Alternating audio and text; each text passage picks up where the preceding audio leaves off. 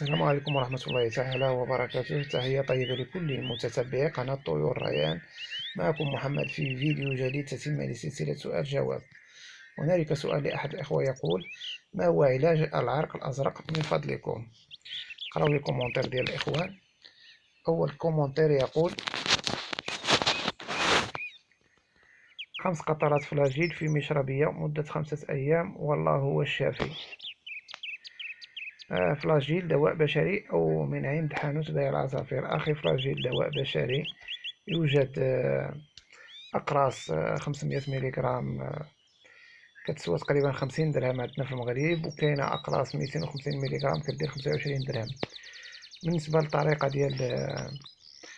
ديال العلاج، كناخدو حبة ديال 500 ملغ ونضعها في لتر من الماء، ونخليوها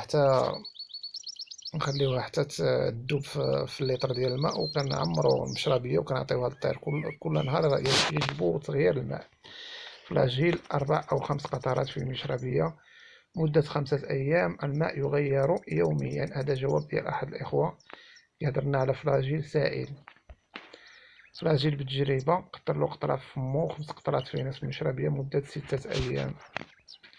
فلاجيل كما كتلاحظوا هو هذا فلاجيل، كاين 125 ملغ، هذا سائل. كاين أقراص 500 ملغ وأقراص 250 ملغ. فلازول هذا دواء آخر. بايكوكس وبايتريل. فلاجيل فوائده: مضاد للجراثيم، مطهر معوي قوي وفعال، إصابة البكتيريا في المعدة والأمعاء، يوقف الإسهال الأخضر. الطريقة: نقطة واحدة مباشرة في فم الطائر مرة واحدة في اليوم ولمدة 6 أيام، أو 5 نقاط على مشربية الطائر الكبيرة و3 نقاط للصغيرة. نصيحة: اعزل الطائر المريض وعدم إعطائه الفواكه والخضروات الملينة للبطن طول مدة العلاج. هذا هو الإخوة العلاج صراحة اللي فعال. فلاجيل 125 ملغ، 2 قطرات في البافيات. توجد عدة أسباب.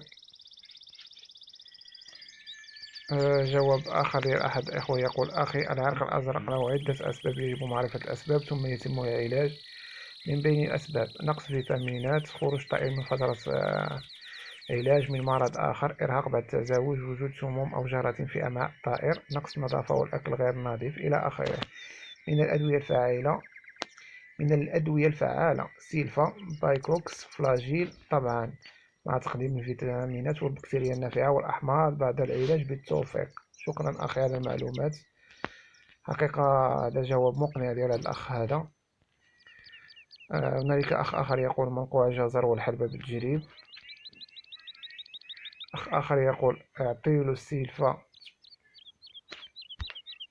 السيلفا تبرلين. أخي، إن خدمت بها ما شاء الله. أنا خدمت بها ما شاء الله. كيفاش عرف بلي عنده العرق الأزرق؟ سؤال أحد الإخوة.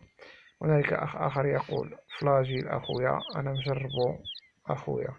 بالنسبة للأخ اللي قال لنا كيفاش تعرف بلي عنده العرق الأزرق: أخويا، العرق الأزرق راه كيكون ظاهر من خلال بطن الطائر، كيكون عرق، كيكون متوسط الحجم وكيكون أزرق. هنالك جواب ديال الإخوة. كاين اللي كيقول سيلفا، هذا دواء بشري حتى هو، وكاين اللي كيقول فلاجيل. وآخر جواب ديال آخر صديق يقول: فلاجيل فعال بإذن الله. بالنسبة للإخوة اللي كيشاهدونا أول مرة، ما ينساوش الاشتراك في القناة والضغط على زر الجرس ويدعمونا بلايك. السلام عليكم ورحمة الله تعالى.